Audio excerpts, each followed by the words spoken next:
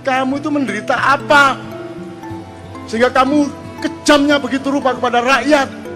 Kamu pernah menderita apa? Kamu pernah miskin apa? Karena kamu pernah puasa kayak apa? Kamu pernah tirakat apa? Kamu lancar-lancar semua kok. Kamu bisa bayar miliaran kok jadi pejabat. Apa alasanmu untuk jahat kepada rakyat? Sengkuni saja tidak sejahat kamu, padahal dia penderitaannya ribuan kali lipat dibanding penderitaan hidup. Dan hampir tidak ada yang tidak sengkuni di Indonesia sekarang ini. Tapi sengkuni Indonesia ini sangat rendah derajatnya sebagai manusia, sebagai kan penjahat aja ada yang derajatnya tinggi, ada yang rendah, Mas. Ini sebagai penjahat Indonesia ini rendah sekali derajatnya. Sudah jahat rendah. Sengkuni ini kan cuma provokator, Mas. Licik, yuwasvisu suduri, haulihim gitu ya. Hanya ngipas-ngipasin hati, memprovokasi kan gitu dok. Itu kejahatannya tidak sampai ke terorisme, tidak sampai ke pengeboman, bunuh orang massal kan tidak sampai. Sengkuni itu hanya seorang provokator, hanya seorang yang abal-abal aja. Itu dahsyat, menurut saya sangat tinggi kepribadiannya Sengkuni itu karena melihat sejarahnya Sengkuni. Sengkuni itu singkat kata, karena suatu hal, seluruh keluarganya, bapak, ibunya, dan saudaranya 100 orang dipenjara oleh Prabu Destoroto yang mengawini kakaknya Sengkuni. Ya. Dan setiap orang yang dipenjara dari 102 orang itu hanya dikasih sebutir nasi untuk makan sehari. Tidak mungkin mereka bisa bertahan hidup. Sebutir nasi. Meskipun 100 butir nasi kan cuma segini, Mas. Untuk makan satu orang juga tidak kenyang, tidak akan bisa bertahan hidup. Maka singkat kata mereka berdiskusi, bapaknya ambil keputusan dan disetujui bahwa di antara 101 orang ini, 102 seharusnya, tapi yang satu kan jadi permaisurinya raja yang menghukum itu, yang wajahnya ditutup sepanjang hidupnya untuk protes kepada nasibnya dan seterusnya. Diambil keputusan bahwa harus ada yang hidup di antara 101 orang ini. Maka yang 100 orang merelakan untuk dimakan oleh yang satu. Jadi Sengkuni itu bertahun-tahun kerjanya adalah makan saudaranya. Mutilasi, goreng sikilisik, dirijini, dikledusi, terus mari ngono motone di oseng-oseng, terus mari ngono jantungnya dirogoh, dicucup ke jamu.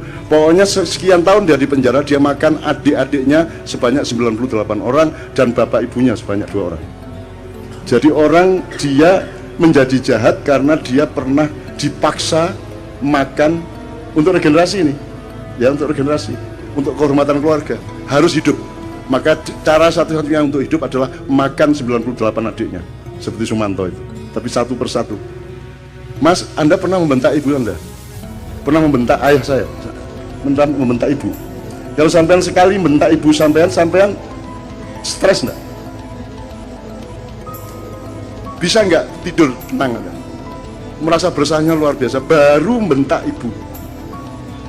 Ini makan ibunya, bapaknya, dan adiknya 98 orang. Terpaksa dia makan. Menurut Anda itu kejahatan apa penderitaan? Penderitaan. Dan orang yang menderita harus makan saudaranya sendiri segitu banyak dan bapak ibunya. Kemudian hanya menjadi seorang provokator, hanya menjadi seorang yang licik. Itu hebat enggak dia? Seharusnya Sengkuni menjadi teroris besar. Dia bunuh semua orang. Betul enggak? Harusnya dia obrak-abrik itu Hastinapura, Indraprasta, dan semuanya. Karena dia bermaksud baik, maunya Mbak Yunya itu kawin sama Pandu. Jadi, karena dia mempertimbangkan bibit, bebet, bobot. Perhitungannya sangat baik untuk berkeluarga. Tapi ternyata dia dikawini oleh kakaknya yang buta itu. Dan Sengkuni tidak setuju. Kemudian, tapi karena sudah keputusan bapaknya dan keluarga, akhirnya dia tetap setia mengawal Mbak Yunya menjadi permaisuri kerajaan Hastinapura. Kerajaan Hastinapura ini rajanya akhirnya tahu bahwa sebelum kawin sama dia, dulu Mbak Yunya ini dikawinin sama kambing. Kemudian begitu kawin, kambingnya dibunuh, disembelih. Kenapa dikawinkan sama kambing? Karena menurut perhitungan primbon, neptunya tidak cocok antara Mbak Yunya dengan suaminya. Untuk membatalkan hitungan angka tadi, ya, weton tadi, maka dia dijadikan janda, menjadi lain lagi hitungannya, menjadi sah, enggak apa-apa secara ilmu kritologi namanya ya. Oke. Nah marahlah suaminya, loh ternyata saya ini kawin sama janda kambing. Marah dia, ditangkap semua, bapaknya Sengkuni, ibunya Sengkuni, adik-adiknya Sengkuni, 101 orang. dikasih makan cuma sebutir beras satu orang. Akhirnya singkat kata Sengkuni makan itu, dan kemudian dia menjadi seorang provokator, seorang yang licik, yang culas. Serakah enggak juga loh. Sengkuni korupsi boh? Enggak. Dia cuman ngesir satu yang namanya minyak tala itu dok. Dia rebutan minyak tala, tumpah, terus dia bergulung-gulung sehingga dia sakti, dia tidak bisa ditembus oleh senjata apapun karena badannya sudah berlumuran minyak tala, minyak kehidupan gitu ya. Bagaimana dia bisa mati? Semar yang ngasih tahu kepada Bima, mau Bima iku biyen pas gulung-gulung deh wengo tolo iku silite gak kena. Jadi gulung-gulung kan tetep anusnya kan tidak kena mas, yang kena bokongnya tok ya, minyaknya tidak sampai masuk. Nah itu kan tidak kebal. Akhirnya sama Bimo pakai kuku pancanaga disogok silite cet mate deh. Hati-hati ya mas ya. Gitu. Nah teman-teman sekalian, saya yang pertanyaannya sederhana. Kalian ini pemimpin-pemimpin Indonesia ini, yang mana yang tidak Sengkuni? Terus kalian ini menjadi Sengkuni atas penderitaan apa? Kamu pernah susah apa hidupmu? Kamu pernah tidak makan? Kamu pernah makan ibumu? Kamu pernah menderita sampai seperti itu? Kamu itu atas nama penderitaan yang bagaimana sehingga kamu jahat pada rakyat itu? Apa alasan sejarahmu? Kalau Sengkuni ada alasannya untuk jahat, meskipun kejahatan dia tidak sepadan sama sekali dengan penderitaannya. Seharusnya orang macam Sengkuni yang makan 101 keluarganya sendiri, dia dalam tanda petik berhak untuk menjadi teroris besar. Kalau dia tidak kuat, dia akan gila atau dia bunuh diri.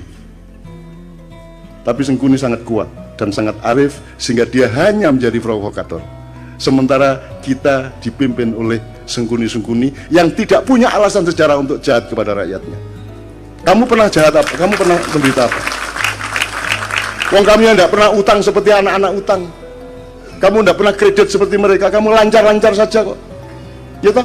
Kamu juga anak orang yang tidak miskin, cukup kaya sehingga kamu bisa nyalon kok.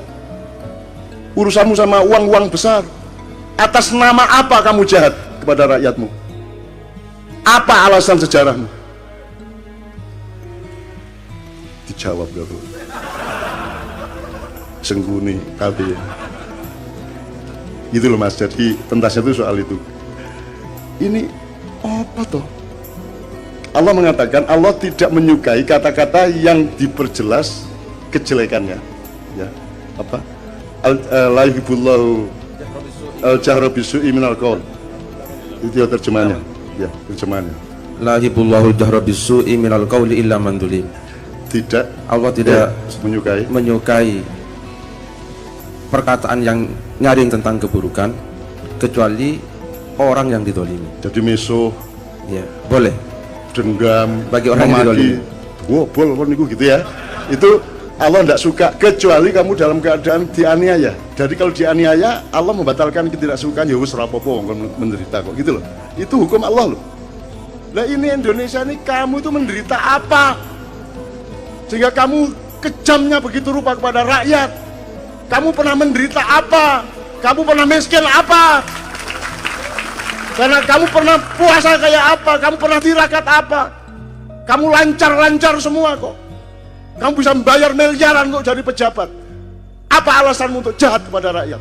Sengkuni saja tidak sejahat kamu, padahal dia penderitaannya ribuan kali lipat dibanding penderitaan hidupmu.